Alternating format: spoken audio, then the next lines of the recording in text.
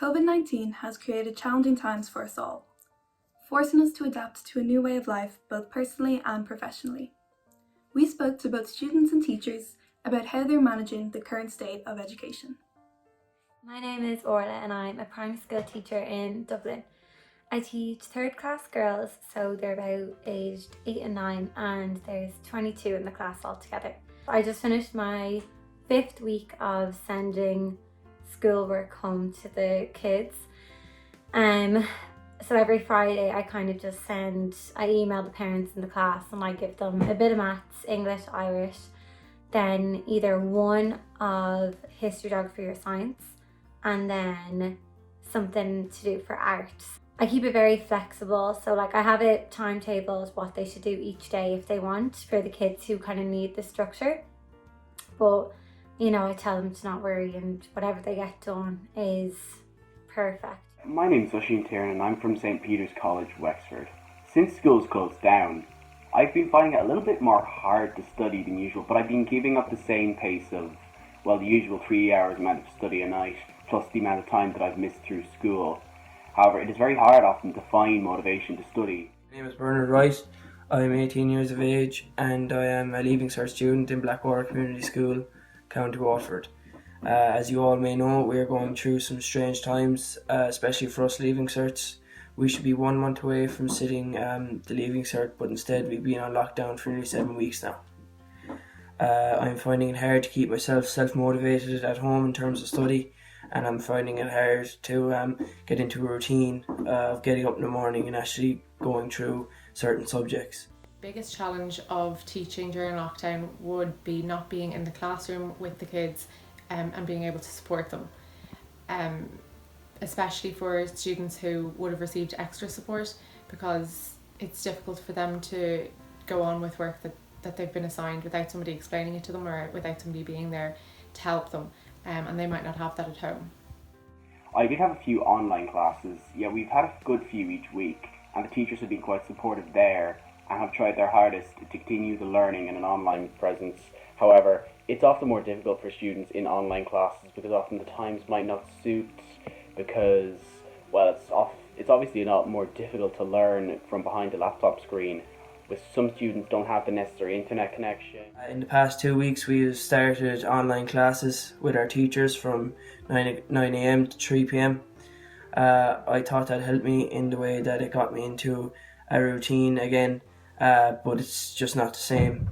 Listening to your teacher on a screen just doesn't have the same level of focus that it would in a classroom. My name is Kim McAuliffe and I'm a Leaving Cert student in Carrigaline Community School. I am lucky to be in a position where I do have access to resources online, and I do have teachers who post regularly with stuff for our course, and who run classes daily and post about what they've done in that class if I've missed it, which is a great help. But I know that there are a lot of students who don't have that, and whether that's because the teachers just can't run a class or because they don't have access to internet. Now that we're closed till the end of summer, I'm gonna have to start teaching from home, tricky topics in maths and stuff, like harder division or fractions, and I don't know how that's gonna go. As someone who does have a laptop to use Zoom with, I found them quite, easy to use, but more difficult to retain the information, I suppose.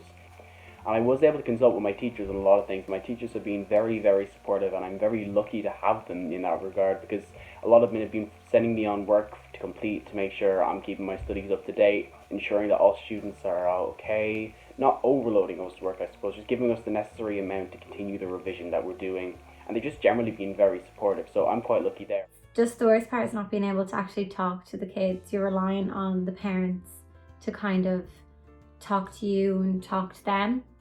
There's some parents have been lovely and send me pictures of the work and say they miss school and they miss me, which is lovely. And then there's some parents, I suppose, who are very angry and annoyed at the situation, which is very fair. I think their worry is that their kid will fall behind and be disadvantaged because of all this, but they're all in the same boat. And for parents, it would probably be, some parents are trying to work from home and then could possibly have 4 children at home who are at different levels, so they're trying to simultaneously teach their children or help them with their work and do their own work. And if you have a child in junior infants and a child in 5th or 6th class, like the work is completely different, and I can imagine it's a lot to juggle. Take each week as it comes, and I say that to the girls as well, you know, whatever work I've given for that week, they just park it then and look at the next week, because I don't want them worried that they're trying to catch up with the others or are falling behind. I'd say the biggest problem for students anyway is the lack of social contact, not being in school together, seeing each other every day, being on the yard with each other, playing. There's a lot of uncertainty around this year's Leaving Certificate exams, with none of us knowing what course the pandemic will take. We spoke to some Leaving Cert students about how they're coping with the uncertainty of it all.